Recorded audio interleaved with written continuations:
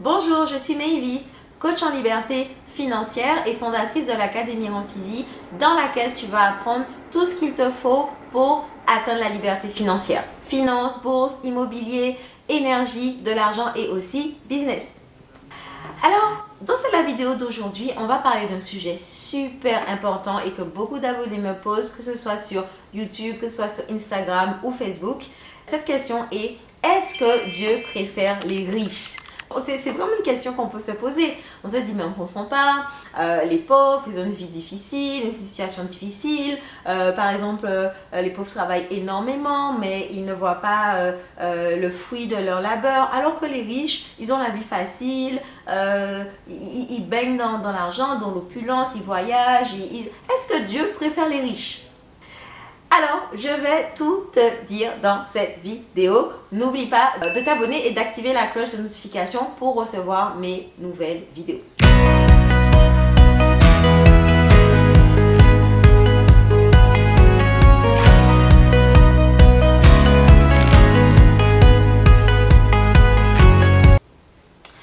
Alors, la réponse à cette question est tout simplement non, Dieu ne préfère pas les riches. Dieu, il nous a fait tous égaux et il nous aime tous de la même façon. Alors je dis Dieu, si tu n'es pas croyant, si tu ne crois pas en Dieu, tu crois peut-être en l'univers ou tu crois en la vie, par exemple. Tu crois quand même en une source supérieure qui nous a mis sur terre, ok? Donc peu importe, moi je dis Dieu, mais tu peux le prendre à ta sauce et dire l'univers ou la vie, ok? Donc l'univers, la vie, Dieu, nous aime tous de la même façon. Dieu ne fait pas de différence entre, Oprah Winfrey, Donald Trump, toi aujourd'hui qui regarde la vidéo, moi Maëvis qui vient d'une toute petite île dans la Caraïbe. Non, il nous aime tous de la même façon. Alors pourquoi? Justement, j'ai pris l'exemple d'Oprah Winfrey, je peux prendre l'exemple de Rihanna. Pourquoi ces personnes-là sont riches, et Donald Trump, les Rihanna et tout, et toi tu n'es pas forcément riche alors que Dieu t'aime de la même façon? Eh bien en fait, je vais te donner une métaphore qui va vraiment tout t'expliquer. Tu vois la mer, tu imagines la mer, tout, tu vois l'océan, tu es au bord de la plage, tu es sur la plage et tu vois la mer en face de toi, c'est l'océan. Imagine que l'océan, la mer, ça représente l'abondance, la richesse.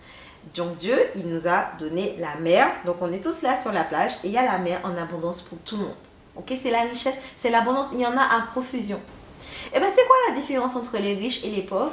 C'est que quelqu'un qui, toi, tu vois la mer comme ça, et Dieu te dit, vas-y, va prendre de l'abondance, et tu vas venir avec un tout petit verre ou un tout petit dé à coudre, et tu vas venir pour essayer de prendre de l'eau avec ton petit verre ou ton tout petit dé à coudre, et en te disant, oui, mais, en te disant que c'est ça que tu peux prendre. Parce que tu es venu avec un dé à coudre, donc c'est que tu penses que tu peux prendre juste ce qui peut contenir le dé à coudre. C'est ça seulement que tu t'autorises en fait. Tandis que les riches, eux, ils viennent avec des gros seaux, ils viennent même avec des citernes pour récupérer l'abondance, pour récupérer la richesse. Et tu vas me dire, ah oui, mais pourquoi eux, ils viennent avec des citernes? Moi, j'ai envie de te dire, pourquoi toi, tu viens pas avec une citerne pour récupérer l'eau? Pourquoi tu viens juste avec un dé à coudre? Est-ce que tu vois ma métaphore? Est-ce que tu vois? Et après, les personnes qui ont le dé à coudre vont se dire, ah ouais, mais moi j'ai pas beaucoup d'eau, moi j'ai pas beaucoup de richesse, j'ai pas beaucoup d'abondance, mais eux là ils ont beaucoup de richesse, ils ont beaucoup d'abondance. La citerne, le dé à coudre, ce sont des métaphores, mais ça explique vraiment ce qui se passe. L'abondance, elle est là. C'est comme la mer, elle est là à profusion. Dieu nous donne à tous cette mer, cette abondance. C'est juste nous, c'est à nous d'aller la récupérer. C'est à nous d'aller la chercher. Mais la métaphore du dé à coudre et de la citerne, c'est nos autorisations, nos blocages, nos croyances limitantes qui font que, pour certains, comme ils pensent, ils croient qu'ils ne méritent pas beaucoup de richesse, qu'ils doivent se limiter, qu'ils doivent se contenter. Ça vient de l'éducation, de la religion, des croyances limitantes, des pensées inculquées par nos parents, etc., etc. Donc ils vont se dire, moi je mérite que ça. Donc ça va se matérialiser en dé à coudre. Okay? Tandis que d'autres personnes qui ont été élevées dans un mindset d'abondance, je ne dis pas forcément qui ont été élevées dans l'abondance, mais qui ont été élevées dans un mindset d'abondance, elles vont venir avec un gros seau parce qu'elles pensent qu'elles méritent d'avoir tout ça. Oui, je mérite d'avoir tout ça. Donc elles vont venir et elles vont remplir leur seau et leur citerne. Dis-moi vraiment si cette métaphore te parle, si tu vois à quel point Dieu ne préfère pas les riches. Dieu, il nous aime tous de la même façon. Il nous donne tous l'abondance à égalité. Mais c'est nous qui nous limitons. C'est nous qui ne voulons pas. Et dis-moi si c'est pas vrai. Dis-moi si c'est pas vrai. Et là, tu vas me dire, mais non, mais oui, c'est pas vrai. Moi, je veux plus d'argent. Ok? Est-ce que tu vas le chercher, ce plus d'argent? Tu veux plus d'argent?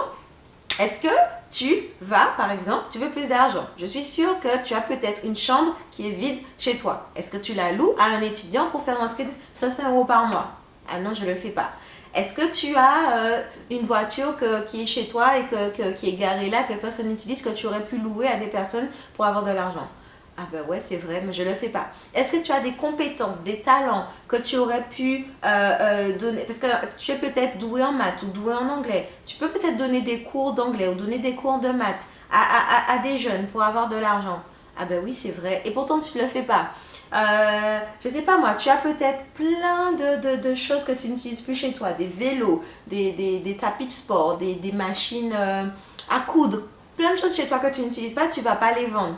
Est-ce que tu commences à voir? Oui, donc si tu veux de l'argent, si tu veux vraiment de l'argent, tu as déjà je suis sûre que tu as plein de choses que tu peux commencer à faire pour avoir de l'argent. Mets-toi au travail, assieds-toi, commence à prends un crayon, prends un cahier et note toutes les choses que tu peux faire ou que tu peux vendre, que tu peux louer pour avoir de l'argent.